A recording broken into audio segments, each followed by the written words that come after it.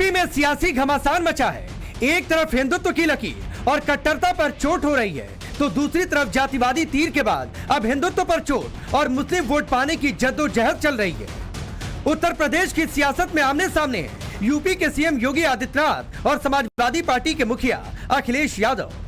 उपचुनाव से पहले सियासी घमासान इस कदर मचा है कि अखिलेश यादव हिंदुत्व पर चोट कर तुष्टीकरण की सियासत करने को बेकरार हैं।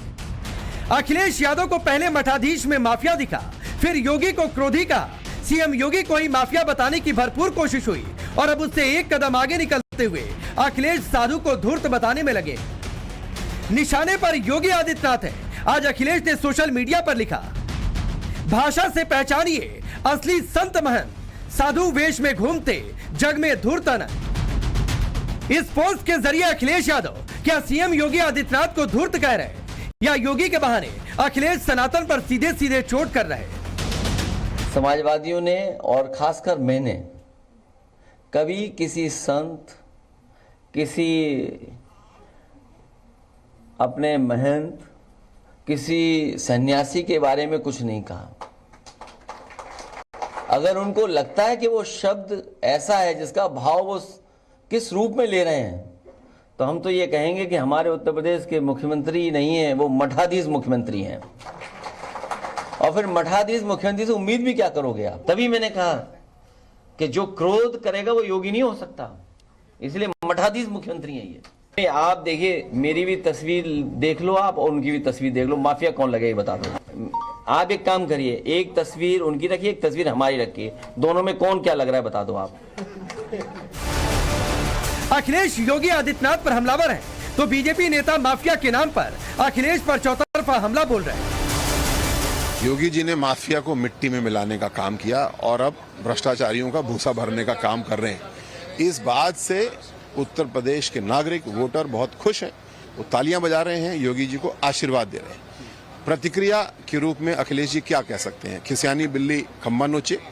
जिस व्यक्ति ने माफिया का सर्वनाश किया है, आज आप बताइए उत्तर प्रदेश में एक माफिया बचा क्या? तो अखिलेश यादव जी के पास कोई एजेंडा नहीं रहा। हाँ, उनका एक ही एजेंडा है, किसी तरीके से सरकार में वापस आओ, ताकि जो उनकी पार्टी लूट खसोट करती थी, गुंडागर्दी करती थी, बहनों के साथ में बलात्कार करती थी, वो कर सके। अब ऐसा नहीं होने वाला। योगी आदित्यनाथ जी माफियाओं का काल है और इसीलिए कुछ लोग बेहाल हैं। अगर कोई जो है वो माफियाओं का काल बन जाए तो उसके लिए कुछ लोग जो बेहाल हो रहे हैं, वो इस बात का प्रमाण है, इस बात का प्रतीक है कि माफियाओं के साथ किसका गहरा याराना है। मठाधीश को माफिया और साधु को धूर्त बताने से अखिलेश का एजेंडा साफ है। अखिलेश एक तीर से कई निशाना लगा रहे हैं। योगी आदित्यनाथ के बहाने अखिलेश हिंदुत्व के एजेंडे पर चोट कर रहे हैं, तो दूसरी तरफ मुस्लिम वोट बैंक को एकजुट करने में लगे हैं।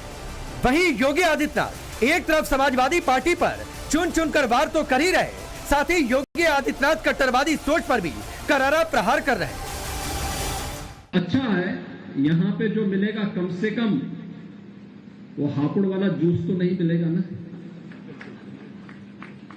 या थोक लगा करके वे रोटियां तो नहीं मिलेंगी, या तो शुद्ध मिलेगा जो भी मिलेगा। आग दोनों तरफ बराबर लगी है। योगी हिंदू वोट को एकजुट करने में लगे हैं, तो अखिलेश तुष्टीकरण के हथियार से मुस्लिम वोट को हासिल करने की कवायद कर रहे हैं। वजह है 10 सीटों पर होने वाला उपचुनाव। अखिलेश की बेचैनी ज्यादा इसलिए है क्योंकि 10 साल से सत्ता का सुख नहीं मिल पाया। वहीं लोकसभा चुनाव में मिली जीत को बरकरार रखने की बेचैनी भी है। योगी इसलिए हमलावर है क्योंकि 24 के लोकसभा चुनाव में मिली हार का बदला लेना है, बीजेपी को कमबैक कराना है और जातीय घेरेबंदी को अपने पक्ष में कर हिंदुत्व को असरदार बताना है। यही वजह है कि अब पर्सनल अटैक हो रहे हैं। साफ है, उपचुनाव आते आते बयानों की धार और तेज होगी। लेकिन सबसे बड़ा सवाल है, इन बयानों का चुनाव पर कितना असर पड़ेगा और कौन बाजीगर बनेगा।